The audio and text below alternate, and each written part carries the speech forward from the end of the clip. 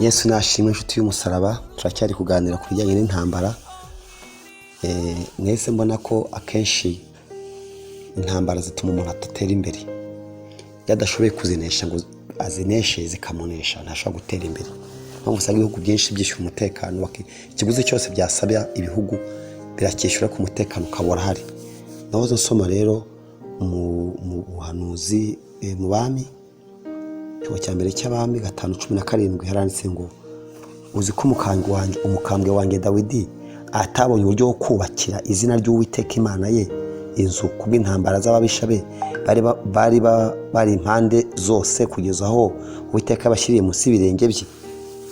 Aruzi ko Dawidi atigeze yubaka igihugu, ariko mu mwuka aracyubatse. Dawidi yakoze indirimbo nyinshi, Dawidi yakoze imivugo, Dawidi hari ubutwari yagaragaje mu bijyanye no gusenga.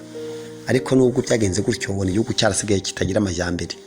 Mpamvu ubona ko Salomo mu bibazo yari afite harimo no kubaka igihugu ise Dawidi yasize atubatse, ariko harimo no guhora ngo ahorere abose yasize atishe, dore ko nabyo bimusigiye mu nshingano. Ariko icyo nshaka kubwira muri ibi ni iki? No kubwira yuko umuntu uri mu ntambara kubaka biramugora.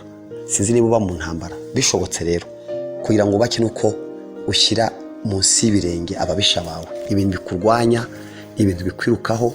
Ugomba guhagarara ukarwana intambara, ntuwemere kureka kandi uhitemo kuzihoramo.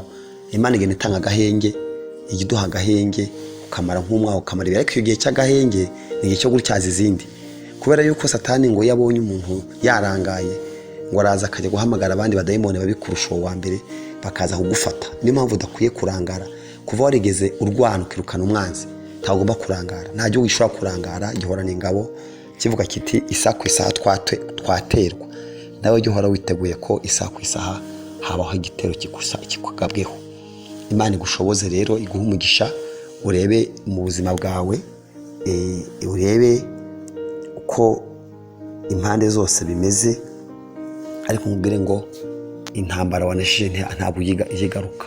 Ukuvuga ngo icyaha uzanesha n'intambara ikintu cyose uzajya unesha kizaba cyaneshejwe, kizaba kitakiriho. Niyo mpamvu rero urugamba ufite nta mahitamo ufite uretse kurwana ukegeza ukabana umwanzi ku marembo yawe, ku mutima wawe.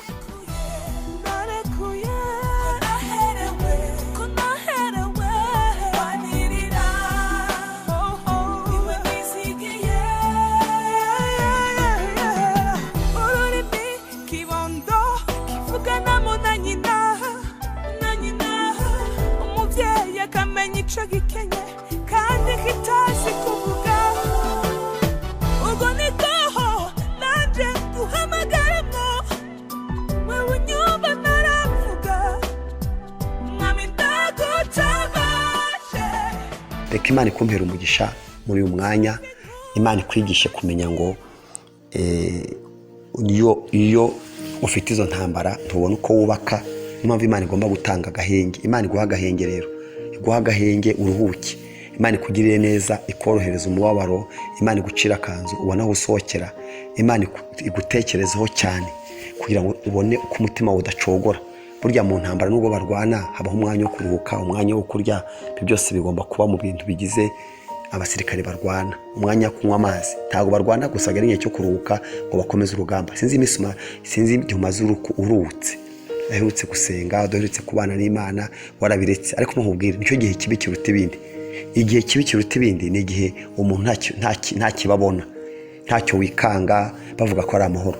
Iyo bigeze ku rwo rwego nibwo umuntu afite ibyago n'amakuba. Kubera iravuga ngo bararyaga baranywaga kugeza igihe inkugi ya Nowa bayinjiriyemo, abo muri umudugudu ntibabimenye. Ni ukuvuga yuko rero iyo wowe uhisemo kudamarara witwaje ko nta nduru uvuga wumva, uba ukoze ikosa uzicuza. Dore ikosa uzicuza nirihe? Icyo gihe cyose ubona biba bituje, Imana igira ngo wige. Wese warize, Imana igufashe. Reka nkureke ukomeze kubitekerezaho kandi Imana iguhe umugisha.